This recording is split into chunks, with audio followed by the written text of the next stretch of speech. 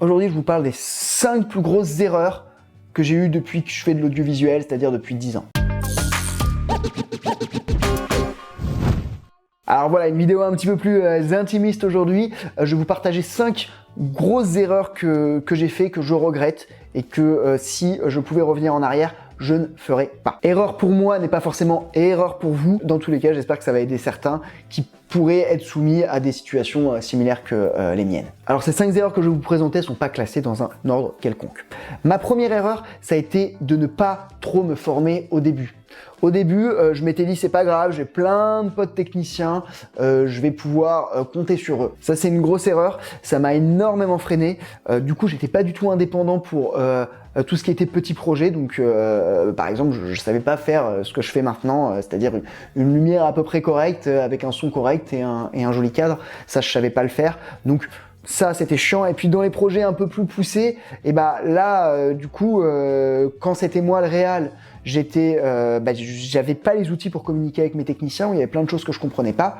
Et dans les projets où moi-même j'étais technicien, j'étais un petit peu à la ramasse. Alors évidemment, faut pas que tu deviennes un ouf dans tous les domaines, mais l'idée c'est quand même d'avoir les bases dans chacun des domaines. Pour bien tout comprendre. À noter que cette erreur, elle est plus ou moins double dans le sens où c'est ne pas m'être formé au début, et ensuite quand j'ai commencé à me former, j'ai arrêté, j'ai dit ok c'est bon, je connais. Et donc j'ai mis du temps avant de me former, mais tout le temps, toujours apprendre, c'est quelque chose d'important parce que déjà, notamment en technique, ça évolue énormément et voilà, déjà personne ne connaît tout, on a toujours plein de choses à apprendre, ça évolue toujours très vite, donc voilà, se former perpétuellement, je pense que si je m'étais formé beaucoup plus tôt, les résultats que j'aurais maintenant seraient bien meilleurs. Erreur numéro 2, du mauvais achat de matos. Alors ça, j'en ai fait déjà un épisode, mais voilà, avant d'acheter, réfléchissez. Moi, j'ai perdu plus de 20 000 euros. 20 000 euros, non, j'exagère peut-être un petit peu. Mais voilà, j'ai acheté une caméra X5 inutile. Ma Blackmagic Production, pareil, et tout son rig, pas vraiment utile. Le slider motorisé Edelkrone qui était si stylé dans la pub, mais au final, bah moi sur les prestats que je fais, j'ai pas le temps d'installer tout ça quoi. Il faudrait que je fasse vraiment du plus haut de gamme que ça. Donc voilà, c'est peut-être 10 000 euros que j'ai utilisé pour des trucs que j'ai dû sortir une quinzaine de fois quoi. Ça fait quand même un peu cher. Donc réfléchissez vraiment avant d'acheter. Oui, il faut investir dans du bon matériel, surtout si c'est important pour vous, mais prenez votre temps et si quelque chose sort tout de suite, prenez quand même le temps de lire des tests, de bien vous renseigner. Troisième erreur, ne pas m'être lancé sur YouTube plus tôt. Oh mon Dieu, mais ça c'est potentiellement l'erreur qui me fait le plus regretter parce que, bon, globalement, moi j'ai un 5D depuis Mark II depuis 2009. J'étais un des premiers à avoir le 5D. 2009, je crois que YouTube, je sais même pas quand ça a commencé YouTube, mais c'est dans ces eaux-là. Mais c'était à l'époque où il y avait beaucoup moins de monde. Et si j'avais un petit peu taffé mon sujet, j'avais une belle caméra pour faire des belles images, donc je n'étais pas encore formé à l'image, mais ça aurait été l'occasion de le faire. Et non, je pense que j'ai procrastiné par peur. Et c'est dommage parce que là, ça fait 1 an et demi que je me lance. Mais si j'avais commencé il y a 7 ans, pareil, là, je pense que j'aurais beaucoup plus d'opportunités que maintenant. Donc, voilà. Il y a une citation que j'aime bien, c'est « Le meilleur moment pour commencer, c'était hier. Le deuxième moment pour commencer, c'est aujourd'hui. » Donc, du coup, bah voilà. Si c'est important pour toi de te lancer, que ce soit dans YouTube ou dans autre chose, fais-le. Après, faut que tu sois prêt à payer le prix, à investir plutôt le prix de ce choix, quoi. Donc, fais-le, mais ne le fais pas à moitié. C'est ça que je veux dire.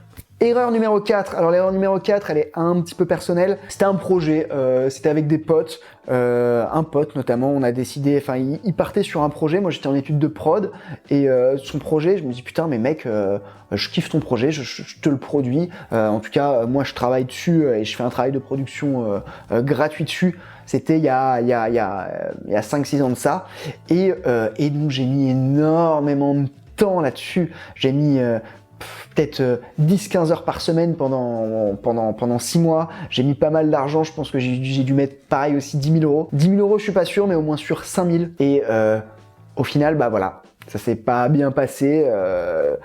Il y a eu la moitié, j'ai fait toute la phase de pré-production, puis au début du tournage, il a commencé à y avoir des tensions et je me suis éloigné du tournage, mais au final, qu'est-ce que j'ai gagné?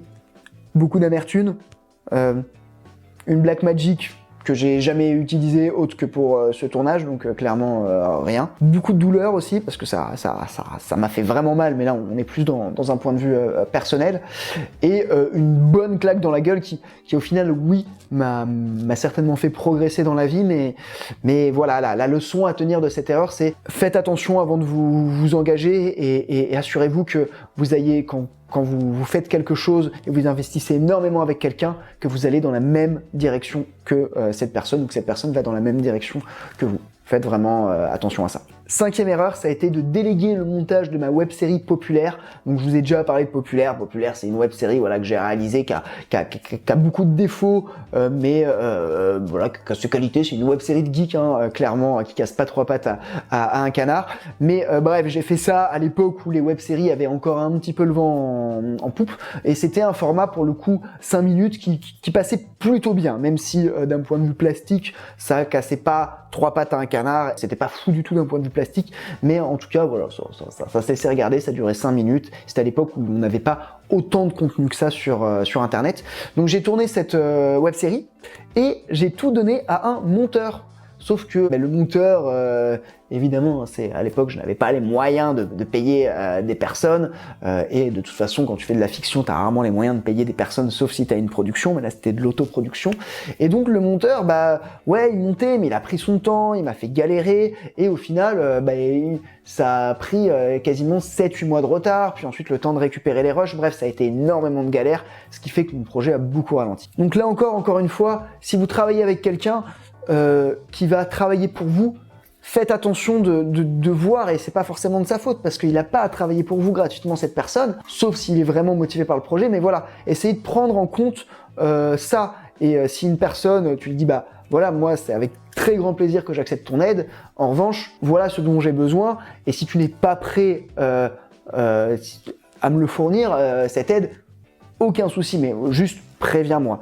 Et c'est important, voilà, de bien prendre en compte ça et de bien demander, ouais, est-ce que c'est ok pour toi? Voilà, ça risque d'être un petit peu long, risque d'y avoir un petit peu de taf. Voilà, prenez bien en compte ça, de prévenir les personnes, parce que moi le monteur, il s'est dit ok, ça va être facile, mais en fait il a sous-estimé le travail. Au final, ma web série s'est bien terminée parce que à l'époque, j'étais les 8-9 fois plus tard, quand j'ai récupéré les rushs, je suis allé avec mon coloc qui lui aussi était monteur, et là c'était beaucoup plus simple de travailler avec lui parce qu'on était côte à côte. Mais voilà, quand vous faites un projet et vous faites travailler les personnes, surtout gratuitement, il faut prendre en compte que peut y avoir des soucis, et donc c'est important d'être le plus transparent possible avec elles.